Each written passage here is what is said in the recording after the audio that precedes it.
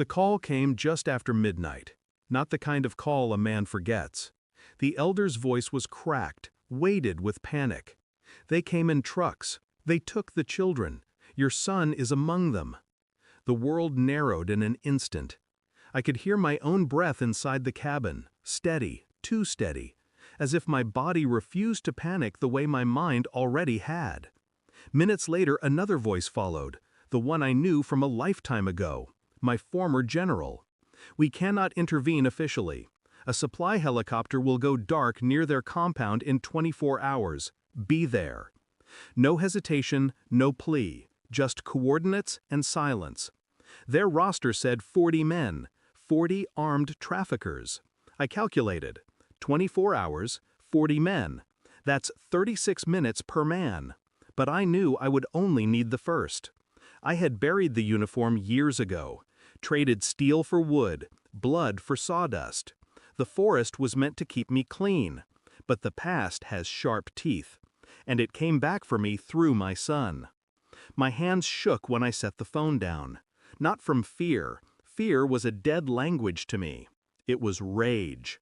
A cold, surgical rage that spread slow, like ink in water. I thought of his small hands tugging at my shirt last week, asking me to carve him a wooden horse.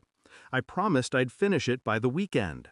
Now the unfinished carving sat on my table, its headless body waiting for hands that might never touch it. Betrayal tastes different when it's not personal but ancestral. This wasn't about me. This was about bloodlines, about generations, about a village that once believed men like me would keep wolves at bay. And I left. I walked away. Now the wolves had come, and they hadn't just taken the children. They'd taken mine. I didn't pack much. A blade, ammunition, a memory I'd sworn I'd never revisit. I spent the hours before the helicopter's blackout tracing patterns in my head, replaying every lesson drilled into me by war. Patterns of entry, silence before sound, the weight of breath before a kill. Externally, I was calm. Neighbors saw me splitting wood, stacking logs, as if tomorrow would be no different. But inside, I was dismantling the world brick by brick, aligning the pieces into something lethal. I mapped them. 40 men, guards, cooks, drivers, soldiers pretending to be gods. They thought their compound walls made them safe. Walls don't stop a man who already left part of his soul buried in another country. I didn't tell anyone, not the neighbors, not even my sister who sometimes checked on me. I couldn't let words weaken resolve. I trained my mind the way I once trained my body, by breaking it down until only instinct remained. And underneath the layers of wood smoke and civilian quiet, the commander in me rose again. The helicopter descended like a shadow into the tree line. No insignia, no light, just an open door and a silent nod. Inside, a crate, weapons I hadn't touched in years but knew like my own skin. I opened the folder they'd left for me, intel on the compound, satellite photos, routines, shifts. There it was, proof. My son's face, grainy, caught on a hidden lens, alive. Alive but caged. The rage inside me stilled. It didn't burn. It froze, crystallized, until it was sharper than any blade. I closed the folder and strapped on the vest. A man isn't ready for war until he accepts he might never walk away. I accepted that before the blades even lifted us off the ground.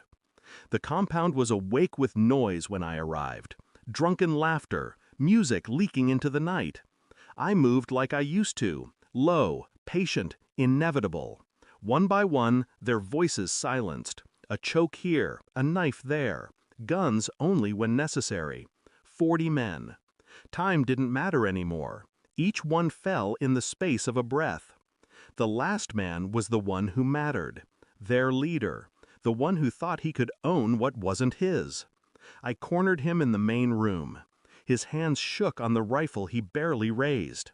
I set my own weapon down, looked him in the eye. 36 minutes each, I said. But I'll make you remember every second. His face drained as he realized I wasn't going to kill him quickly. Death is a mercy.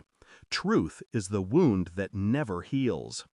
When it was done, I carried my son out in silence. His eyes were wide, his body trembling against my chest. But he was alive. I didn't speak on the flight back, didn't hold him tighter than necessary, didn't let relief spill through the cracks. Because relief is weakness, and weakness is what men like them feed on. I'd burned through my past to build this quiet life, but tonight proved the fire was still there, waiting. I wasn't a lumberjack, not really, not anymore. I was what I had always been, and now my son would know it too. The forest gave me peace, but the blood reminded me peace was only ever borrowed, and men like me are always forced to pay it back. Thanks for watching. Don't forget to like, share, and comment.